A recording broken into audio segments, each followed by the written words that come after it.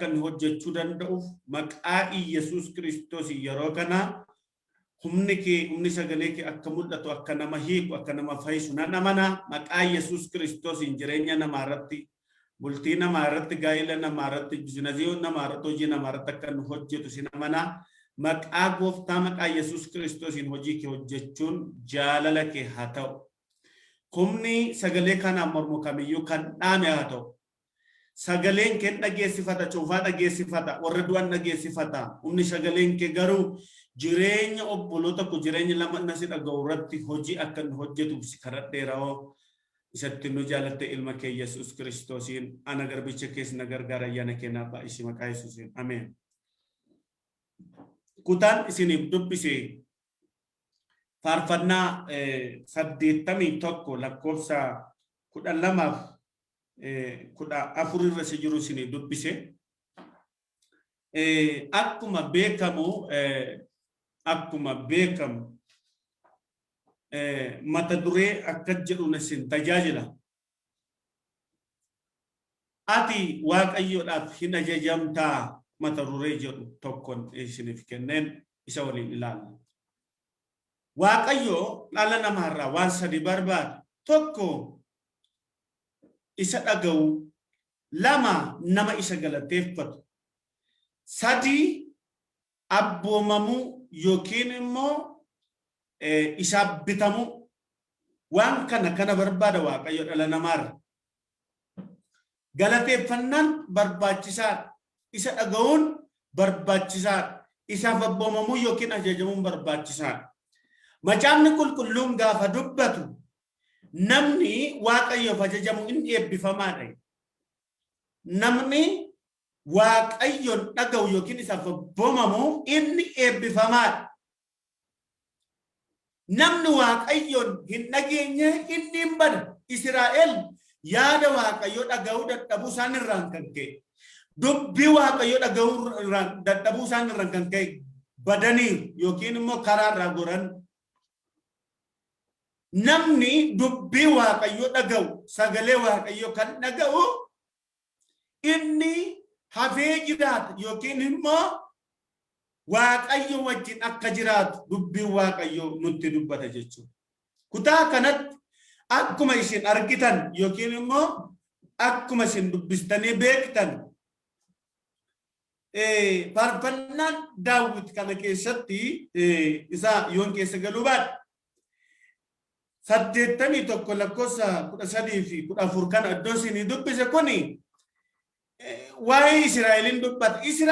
Israa'elonni warra waaqayyo faat dhuunfaa waaqayyo warra ta'an warra waaqayyo itti gammade yookiin immoo hojii waaqayyo warra hojjetan turan hangaf. Macaafni qulqulluun iyyuu gaafa dubbatu namni Israa'elitti bu'e agartuu kotti bu'e yookiin immoo namni isinitti bu'e agartuu kotti bu'e jechuun kun hamaa agartuu jechuun iddoo ijaa. Namni kamiyyuu agartuu isaatti yookiin akka tajaajamsisu barbaadu ofirraa hamma danda'etti ofirraa si dhowwa malee. Egaa namni isaanitti bu'e warra kakuu qaban kanatti bu'e jagoot bu'e amma jedhu Israa'elonni kakuu gurguddaa warra qabanidha. Garuu isa waaqayyo isaan irraa barbaadu waan waaqayyo isaan irraa tokko isaan irraa barbaadu eeguu dadhabuu isaan irraan kan ka'e yaada waaqayyo goruu isaan dadhabuu irraan kan ka'eeti. Waaqayyo immoo dabarsee diinotatti jal'ootatti isaan kenna. Gaafa nuyi isaan dhaga'uu dinnu, gaafa nuyi isaaf abboomamuu dinnu, gaafa nuyi akka dubbii isaatti yookiin akka sagalee isaatti jiraachuu dinnu, waaqayyo dabarsee nu kenna. Eenyutti rakkinatti dabarsee nu kenna. Du'aatti dabarsee nu kenna. Waan hamaatti dabarsee nu kenna waaqayyo. Gaafa dubbii isaarraa nu goru. Yoo nuyi dubbii isaarraa goruu baanne garuu yoomiyyuu taanaan halkanii guyyaa isaa 24 inni nu eegu hin rafu hin muduqu jedhama macaafni qulqulluun. Inni seegu hin rafu hin muduqu. Yeroo hundumaa karaa kee qajeelcha malee yeroo hundumaa daandii sitti agarsiisa malee yoo ati daandii isaarra isa dhaga'u filatte jechuudha. Egaa gabaabatti kana fakkaata. Mee fakkeenya lamaan tokkoon isinii fudhadha. Maaliifiti Maalifiti Eliyaasii fi qurruuni nyaata keessaa turte laga keessatti lafa onaa keessatti bara namni waan nyaatu dhabe sana keessatti. Mootii Ahabiin gaafa inni waaqa tolfamaa yookiin immoo waaqa uumaadhaaf hin taane hin saganne abboommii cabsanii dhaloota waaqa tolfamaatti waaqeffan inni hinaaffante isin waaqa tolfamaa waaqeffachaa waan jirtaniif biyya kanatti lammaffaa bokkaan hin roobne. Haleluuyaa. Waaqayyo ergaa itti beekti nama kanatti raajiitti dubbatee miti. Itti dhagaame abboommii cabsa akka isaan jiran akka waaqayyo isaan ajajamaa hin jirretu itti dhagaame jennaan waaqayyo immoo erganni itti kana jedhee booddee isirratti ka'u si ajjeesuu waan danda'aniif kottu baqadhuutti gara lagaatti gadi bu'u. Ilaali waaqayyo murtoo kee duukaa ta'a gaafati murteeffattu waaqayyo murtoo kee duukaa ta'a. Amantii kee duukaa ta'a waaqayyo gaafatti ati murteeffatte gaafatti. Egaa lagatti galuu isaa duwwaa miti qurxuun foon namaaf geessitee hin beektu nyaata namaa geessitee hin beektu. Garuu murtoo inni murteeffate waan danni godheetu sirri waan ta'edha waaqayyo immoo ishee isaaf abboomu. Gaafatti murteeffattu gaafatti waaqayyoon isa waaqayyo jaallatu gootu waaqayyo immoo waan asi barbaachisu waan siif ta'u siif ajaja waaqayyo. Maaliif waaqayyo nama qajeelaan gatus gatees hin beeku kennees hin beeku dhiisees hin beeku. Daawiti maal jedhe otoo qajeelonni rakkatanii kanarra ta'anii kadhatanii takka hin argine. Haleluuyaa. Waaqayyo duukaa ta'e qulfii samii fuudhee sokkee. Fakkeenya lama maaliifiti Daani'el leencinyaan beela'een turre leenci adda sana keessa turre saafileedha macaafni qulqulluun. Daani'el gaafa booji'ames waaqayyoon waaqeffata. Gaafa waaqa tolfamaatti sagaduu sinirra jira jedhes Nabukadnezar inni garuu waaqa uumaa qabna jedhan hiddidan Daani'el fa'a. Itti waliin gallu abboommi sirrii miti kun waaqa tolfamaadha. Namni waaqa tolfamaa waaqeffatu immoo abaaramaadha. Isa jedhu tokko fayyadame Daani'el. Murtoo sirrii miti nu isiif sagallutti jedhu. Gaafa jalloonni itti walii galan duras marsaa tokkoffaan lammaffaas isa boqonnaa lama sadii keessa yoo ilaaltan isa jabbaa kana keessa yoo ilaaltan itti walii galanii warri itti naafanii gaafa isaan itti furmaadha walii galanii boolla leencaa keessatti darbatamutu irra jiraatanii darbatanii. Leenci immoo Daani'el hin nyaanne inda'u boraatii ta'ee fi Daani'el akkanni achi gidduu bulu ta'e malee. Daani'el mana dhugaatiitii qabame miti gaafas yookiin mana cabbanaa otoo yakka godhatoo hin taane otoo kadhannaa kadhatuuti wanti biraan hin jiru. Akka seera isaaniitti immoo namni ji'a amma kana gidduutti si duwwaatti malee waan biraatti rakkina isaa himatu yoo argame leencattaa darbata godhan. Isaan kan isaan deemaniif Daani'el immoo nama mudaa hin qabne karaa baay'ee mudaarra barbaadanii dhaban isheedhaan garuu hin argatan. Kan isaan argatanii yakka godhan otoo hin taane otoo inni waaqayyoon kadhatu. Simmee gaaf tokko gaama rakkinitti tokko otoo waaqayyoon waaqessitu moo otoo waaqayyoof ajajamtu moo otoo waaqayyoof taatu sitti dhufa moo otoo yakka bira hojjetu sitti dhufa laa. Waan gaarii otoo gootu waaqayyo gaafa yoo sitti dhufe garuu ati kan fayyitedha. Ati kan eebbifamtedha. Ati mee kan carroomtedha. Otoo waaqayyoof taatu waaqayyoo sitti dhufe. Waaqayyo garuu si haa gargaaru. Kan Daani'el leenci nyaanne waan waaqayyo hin jaallanne waan mormeef. Waan sa inni guddaan leencatti darbatamu isaa yookiin walitti darbatamu miti. Kan inni waliif kana. Yaa Daani'el inni atitti buftee waaqayyotu si oolcheera. Yaa mootii bara baraan jiraadhu waaqayyo kana oolcheera. Mootii du'edheef kanaan booddee waaqayyo oolchaadhaa of kalchaadha Daariyoos. waaqayyo inni kan Daani'el olchaadha of kalchaate gaafan waan sirri hojjennu waaqayyo gara keenya gora haleluya majamni qulqulluun eeshi jettee yoo ajajamte ebba waaqarraa ebba lafarraa hin nyaatta kan lafarraa kan waaqarraa hin nyaat maal gooyo goote eeshi jettee yoo ajajamte akka ilaal waaqayyo ajajamnan wanti hundumtiyyuu kaameera waan hundumtisaayyuu jira wanti hundumtisaayyuu kennamaa garuu ajajamu duwwaan waaqarraaf lafarraa kan nu nyaachuu dandeenyu. Mee waan tokko isinitti himaa balballi nuyi ittiin kakuutti gallu maalidha yoo jettan ajajamuudha. Hin ajajamtu taanaan utuu waan baay'ee dhageessu utuu waan baay'ee yaaddoo galuu hin dandeessu. Dhala namaarraa waaqayyo qajeelfama jalqaba inni kenneef ajajamuudha.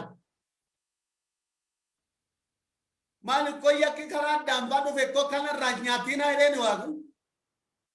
Kan duuti namatti dhufe koo kanarraa nyaatina hamma kanarraa nyaachuu dandeessu nan seetan ittiin dhufte kanarraa yoo nyaatte isiin akka waaqaa taatu ittiin. Qajeelfamni waaqayyo garuu jara sanaaf kenne addaan fi yohaaniif kenne suni hin nyaatina muka ishee kana duwwaarraa nyaatina garuu amma kanarraa nyaadhaa. Garuu isa waaqayyo ittiin jedhe dhiisanii isa seetan ittiin jedhe nyaachuurraan kan ka'e abboommi cabsan. Gaafa waaqayyo deebi'ee isaan dhufuuti qullaa ta'anii of argan nyaatanii iji isaanii baname. Waaqayyo garuu na jeenye yeroo tokko gaarii fakkaatee nuu dhufa. Jireenya fakkaatee nuu dhufa garuu jireenya ta'uu hin danda'u. Bareedee irra isaa keessa bareedee nutti dhufa. Inni waraantuu lubbuuti. Inni garuu kan lubbuu ajjeesudha. Bareedeedhaaf jireenya ta'uu hin danda'u. Fakkaateedhaaf jireenya ta'uu hin danda'u. Jireenya fakkaateedhaaf jireenya ta'uu hin danda'u. Biddeen fakkaateedhaaf biddeen ta'uu hin danda'u. Wanta dhaggeeffadhaa.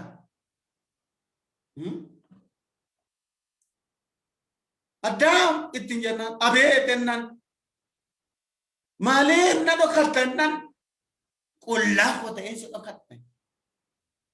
Laalaa akkamitti of argiteetu dhufe isheetti naa kenniteetu naaf laatte kanaaf nyaadhe karaa sana duuti dhufe. Garuu kaa waaqayyo gateen hin ganne karaa nam tokko akka duuti nutti dhufe akkuma Phaawulos dubbatu karaa nam tokko immoo karaa Yesuus Kiristoos fayyina arganneera. Garuu kakuu haaraa keessatti abboommii eeguun dirqama isaaf abboomamuun waaqayyo akka nu wal jaallannu akka nu wal dhageenyu akka nu garaa jaalalaa qabaannu isa kana kaa'amee qabamee jira abboommii keessatti. Seera isaa akka nu bakka abboomamnu kaa'amee jira. Isa kana hundumaa yoo goone garuu jireenya bara baraa qabna. Lafarratti dachaa dhibba waaqarratti dachaa dhibba akka qabnu shakkina. Namni ajajamu tokko hafee jiraata. Gaafa badisi dhufu, gaafa rakkinni dhufu, gaafa waan baay'een dhufu namni ajajamu hafee jiraata. Haleluuyaa. Namni ajajamu hafee jiraata. Gaafa barbaade waan barbaade ta'u. Gaafa dhaloonni waan barbaade ta'an hafee jiraata. Mee uumama jaha tokko kaatanii olaaltanii gaafa waaqayyo akkasittiin jedhe nama hin uummateedha miti. Uummatee waaqayyo gaafa uumu tokko filattanii wal hin fuudhinaa lama wal jaalladhaa wal hin ajjeesinaa wal irratti wal hin ka'inaa. Isaan garuu wal filatanii akka barbaade machaa'u waan isaanitti tolu gochuu jalqaban wal ajjeesuu kan jalqaban wal irratti ka'uu jalqaban gaafa sana garuu waaqayyo akka nama uumuufatti naggatte. Maaliif gadde akkasaan kan hojjetan beekanii hojii harka isaatiitii hojjetee balleessu jibbe waaqayyo. Egaa jedhe waaqayyo Alota kana yookiin immoo namoota iddoo kana jiran jedhe uumama jaakee salaan nam balleesse. Garuu nama akka garaa koo tokko argadheera. Eenyu innis noyi jechuun maal jechuudha? Jajjabeessaa jechuudha. Noyin argate noyin garatteerani. Alota kana waan hin balleessuuf siin garuu waan hambisuu waan barbaadee fi markaba keessoo qadhu ittiin jedhe galaana bariisaan fidee. Haleluuyaa. Noyi isa waaqayyotti hin jedhee dhagee qalbeeffatee markaba soqotti jalqabe. Warri kaan garuu Hinsarmuu, Hinsarmuu wal fuudhu hin machaa'u turani. Noyi garuu markaba soqa. Gaafa guyyaan ga'e galaanni badisaa hin dhufe. Noyi garuu akkasitti hin jedhee balbala kee cufadhuuti itti ol galee. Alalaan. Isa dhageessa taanaan ati waaqayyoof hin ajajamta taanaan haftee jiraatta. Itti galanii markabni noyi irra keessee as ol adeeme. Waaqayyo isaa eebbisu faarfataan akka jedhe. Irra keessa markabni koo irra keessa madiroon koo irra keessa haleluuyaa kan kee barana irra keessa galaanni barisaa yoo dhufe yoo ati mucaa waaqayyo waan taate irra keessa haleluuyaa. Kana yoo dubbifattan akkasi namni ajajamu gaafii jiraata. Lama namni ajajamu hin eebbifama. Uumamuma 12 tokko yoo dubbiftan akkasittiin jedhe waaqayyo Abrahaam kottuti sanyii kee keessaa biyya kee keessaa kottu ba'i ittiin jedhe waaqayyo. Abrahaamis tokko hin dhagee, lama hin ajajame, sadii hin ba'i. Amana misi kuni otoo waaqayyo wanta inni ittiin jedhu kana hin goone ta'e hin eebbifamaa. Hin eebbifamus hin danda'u. Eebbifamus hin danda'u. Maaliif yoo jettanii waaqayyoodhaan dhagaa hin jiru waan ta'eedhaaf otoo calluma hidheera ta'e iddoo isaan otoo taa'eera ta'e eebbifamuu hin danda'u takkaan.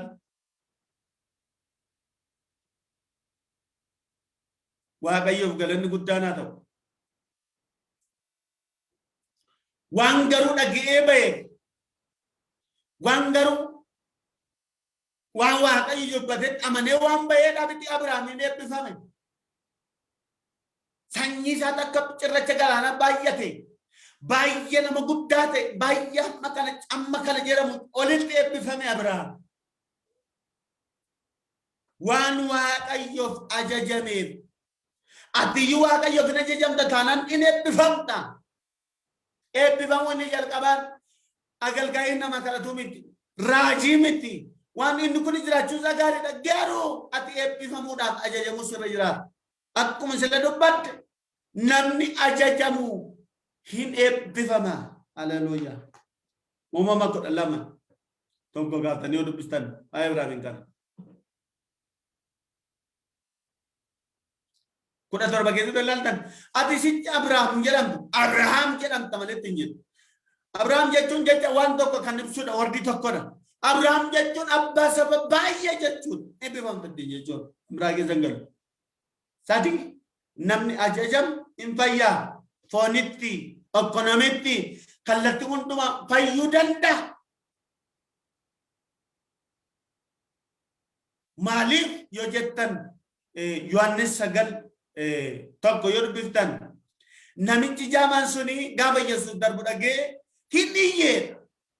Namicha Naazreet na bukkeen darbin jedhe dhaloota kaasee garuu jaamaan. Yesuus akka maa inni iddoo kana iyyonna namichi jaamaa tokko nan qabaa fidaa. Namicha maal akkasii ta'uu barbaadde beeka Yesuus maal akkasii ta'uu barbaadde. Yoo tokko Yesuus otoma beeku nu gaafata. Fedha keenya nu gaafata giddaajiin hin jiru mootummaa isaa keessa. Dirqamaan waaqayyo waa godheen beeku. Yesuus dirqamaan waa godheen beeku kan nama dhibu keessaa jaalalaan. Mootummaan Yesuus Kiristoosii mootummaa jaalalaati malee mootummaa giddaajii miti. Innaan Wogora lafatti ancufa lafatti tufeetudha macaafni qulqulluuni ija namittitti dibe. Dibeo achitti hin banamne iji namitti dhaqitti laga islaamitti dhiqadhe. Maal dhaabbatu sanatti obbayisi. Kallattii nuyi eebbatti ittiin darbinu fayyinatti ittiin darbinu ajajamuudha. Galabeeffadhaa. Namitti laga islaamii isaan jettee tuttuqaa maratteetu dhagatti namitti gaafa jeeshii dhiqattuti. Iji silaaman hin argi. Silaam jechuun isa ergame jechuudha. Inni ergame Yesuus immoo nu fayyisuu dhufe.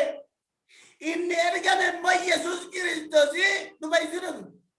Mata duree sagantaa YouTubein keenya Silaam Tube jedha. Silaam Tube jechuun isa ergame jechuudha. Waldaa Silaam jechuun isa ergame lallabna jedhe Phaawulos. Isa ergame Yesuus Kiristoosiiniti lallabna. Otoo namittiin cal jetteetu sana dhabatteetti ta'e iddootti dhawaanchufnitti jiru hin fayyiti. Hin fayyitu. Maaliif yoo jettan deemii dhaqee gadhu ittiin jedhe ajajamuudha inni kun. Waan Waaqayyo siin jedhe godhi hin eebbifamta. Waan Waaqayyo siin jedhe duwwaa godhi hin fayyata. Waan Waaqayyo siin jedhe duwwaa godhi waan dubbichi siin jedhe duwwaa godhi hin barbaadamta nama taata. Bara dheeraa jiraata. Waaqarratti hin eebbifamta lafarratti hin eebbifamta. Kana yoo goote tola itti yoo goote. Namni ajajamu lanuma afur balbala eebbaa keessa jira.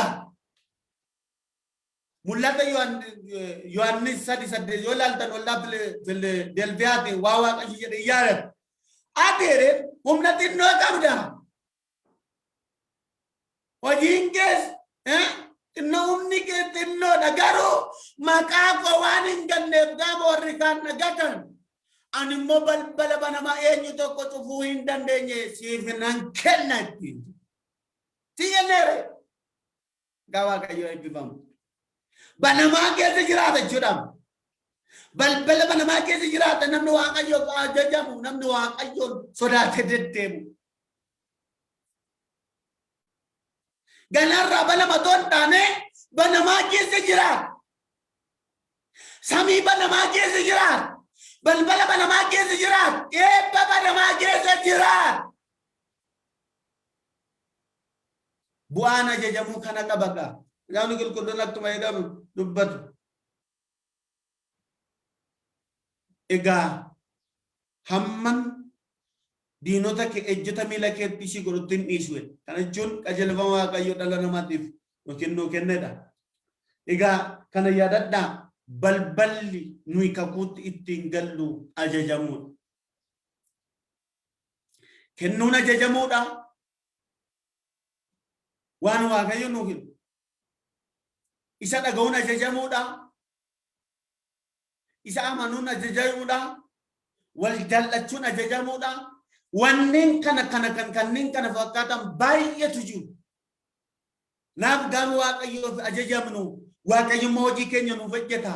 Hin eebbifamna. Foonitti hafuuratti hin eebbifamna. Dubbiin isaa isiniif haa eebbifamu. Waaqayyoon kadhanna. Abbaa koo dubbiin kee amanamaadha. Tokkoon isaan irratti warra siif abbumaan akka kennee eebbiftaa isaan fayyiftaa. Dubbii kee kana gaafa dhagaan fayyinaaf jireenyaaf isaaniif haa ta'u. Waan kana goote hundumaaf ulfaadhu maqaa isatti nu jaallatte ilma kee gooftaa Yesuus Kiristoos hin jette. Ameen.